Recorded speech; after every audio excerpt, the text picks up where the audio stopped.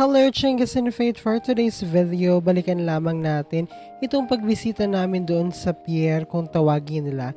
Hindi ko talaga alam kung saan yung lugar na ito sa Manila, pero doon maraming mga taga-buhi, mga taga-tambo ang nakatira.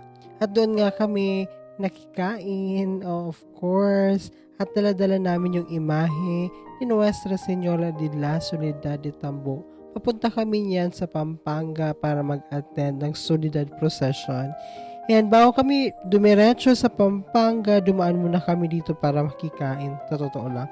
And nag-antay talaga yung mga nanduroon. Nag-prepare sila. Kaya ibinaba yung mahal na birhen.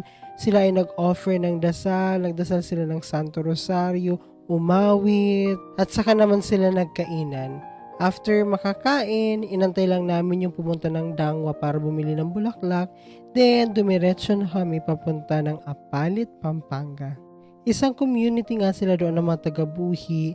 At siya, kapag lumabas, si Nuestra Señora de la Soledad de Tambo sa Intramuros Grand Marian Procession, kung magbibigyan ng pagkakataon, for sure, hindi na nila kailangan maghakot ng mga taga-Bicol kasi doon pa lang, madami na sila. At sa part na ito nga, dumating na kami ng Apalit, Pampanga, binaba na si Ina at ipinasok doon sa parokya. Meron siyang space doon sa unahan, and then after ng misa, ibinaba ulit siya para ilagay na sa karosa. So yun lang muna for today's video, Chingas and Faith. Hanggang sa susunod, maraming salamat. Ito po ang inyong hermano, nagpapaalalang piliing maging masaya at piliing maging banal. Maraming salamat.